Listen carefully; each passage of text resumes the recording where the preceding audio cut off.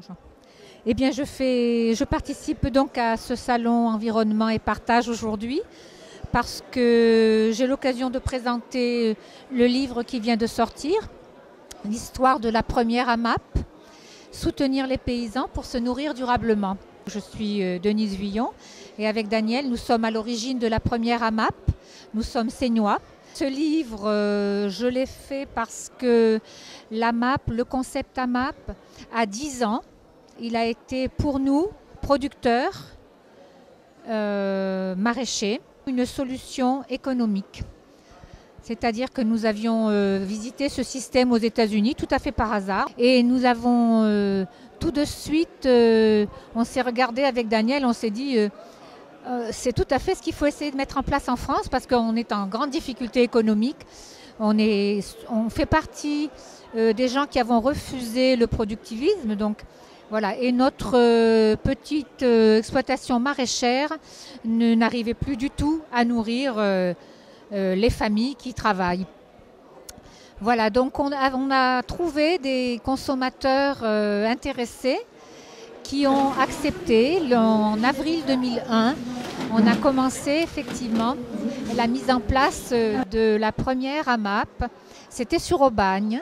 Et en octobre, avec donc des consommateurs locaux, puisqu'on était en vente directe, donc je connaissais pas mal de monde qui venait s'approvisionner sur l'exploitation en vente directe, sous forme de vente directe. Et bien, ces gens-là, une bonne partie d'entre eux, avec nous, ont accepté de mettre en place tout l'écoulement de notre production sous la forme d'AMAP. Donc, ce sont des consommateurs qui s'engagent à l'avance. Et donc, ces consommateurs rajoutent un sens à leur acte, effectivement, de s'engager à l'avance financièrement. Il y a aussi évidemment le sens de la solidarité parce que grâce à eux, notre activité maraîchère est maintenue aux Olivades. Juste une petite parenthèse pour dire que le revenu dans la MAP, le calcul du prix du panier est basé sur nos coûts de production, salaire compris, rémunération, les charges et tout. Donc ce n'est pas du tout le prix calculé en fonction du cours du marché. Et donc au départ, je me nourrissais de manière conventionnelle, on va dire. Et puis petit à petit, je me suis mise au bio. Et à un moment donné, je sentais qu'il y avait quelque chose qui me manquait. En fait, il me manquait la saisonnalité des aliments et puis la transparence de la provenance. Ça, pour moi, c'était très important. Donc, par hasard, j'ai su que les Olivades existaient. Je suis allée voir. J'ai eu la chance de pouvoir m'inscrire tout de suite parce qu'il y avait une super liste d'attente à l'époque. Et donc, j'ai eu la chance de pouvoir me glisser dedans. Et je ne regrette pas. Parce qu'en fait, d'année en année, je vois vraiment la différence entre les produits de la MAP qui sont là à la bonne saison, qui ont la bonne taille, entre guillemets, par rapport à ce que la nature nous donne à ce moment-là. Et depuis que je me nourris en AMAP, aux dernières analyses médicales, tout est parfait. À la MAP, j'ai trouvé étonnamment, au niveau des prix, tout le monde croit que c'est plus cher, mais en fait, moi, je m'y retrouve vraiment beaucoup parce que en magasin bio, c'est vraiment, vraiment beaucoup plus cher. Et quand on va pour acheter des légumes, il en faut 3 fois plus pour en avoir la même quantité à la fin de la cuisson qu'avec les produits de la MAP. Puis en plus, on peut visiter les serres, on voit qu'ils plantent des fleurs qui attirent les insectes, qui mangent les nuisibles. On voit comment c'est fait, on a confiance. Voilà, on a confiance. Oui, donc demain, je dois accompagner Daniel dans sa deuxième mission en Ouganda. En fait, dans le livre aussi, je raconte un petit peu toutes ces actions qu'on fait pour maintenir l'agriculture paysanne, la petite agriculture vivrière à taille humaine que les Africains, enfin au Mali, en Ouganda, ils ont complètement perdu. Donc là, pour parler donc de sa mission de demain, Daniel la première fois qu'il est allé, là ce sera la deuxième, la première fois il a sensibilisé sur le jardin maraîcher. Donc il a sensibilisé des producteurs à la diversité, à planter des produits consommés bien sûr, mais aussi des produits qu'ils achètent. Ces pays-là ont perdu, ils achètent beaucoup trop de l'extérieur de produits, donc on rejoint une certaine quête d'autonomie alimentaire. À travers les jardins, cette année, donc, Daniel va approfondir un petit peu l'action, c'est-à-dire qu'il va travailler avec une nutritionniste pour que les produits de ces jardins alimentent un orphelinat. Donc on est en train de faire un pas vers l'autonomie alimentaire qui commence dans les écoles.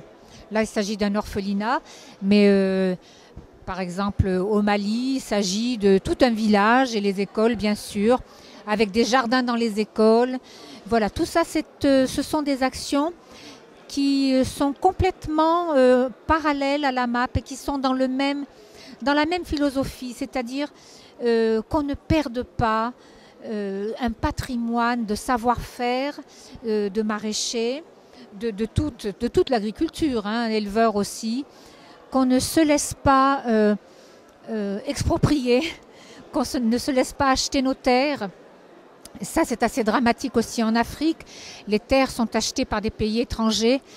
Ça, c'est vraiment... il faut savoir sauvegarder son patrimoine terre, nature et savoir-faire. Et ben, quand ça a été perdu, il faut aider, il faut leur...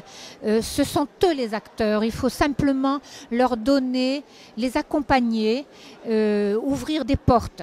Et après, les actions se font par eux-mêmes, bien entendu. Oui, il y a eu une évolution de l'agriculture qui est allée vers les monocultures, monoproduction et agro-industriel en plus.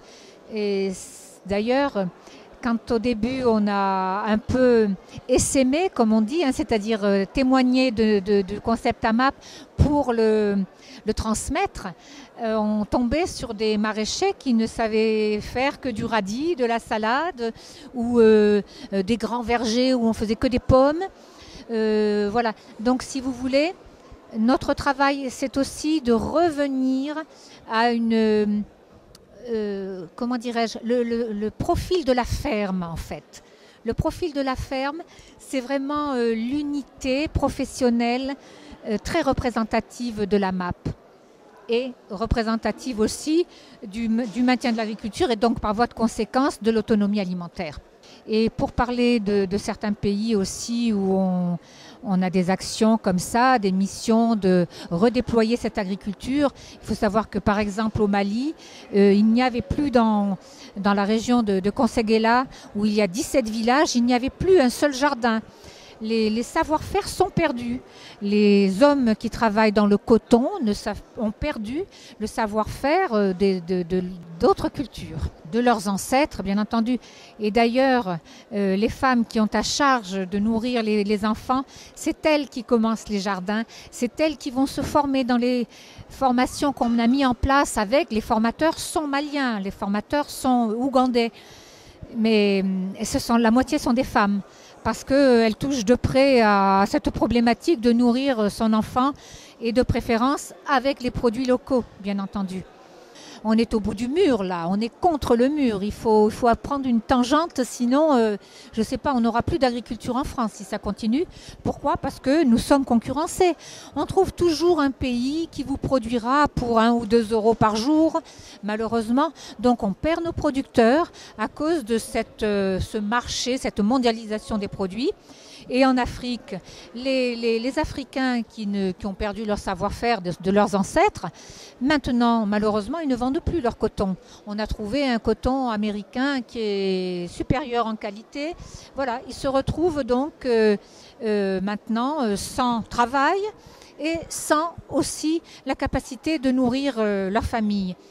Et il ne faut pas s'étonner, c'est comme ça qu'on a vu les émeutes de la faim et c'est pas fini. Voilà, il faut vraiment faire le maximum pour aider ces pays à retrouver l'autonomie alimentaire. Voilà pourquoi il est important de continuer à être solidaire du maintien de l'agriculture paysanne et locale.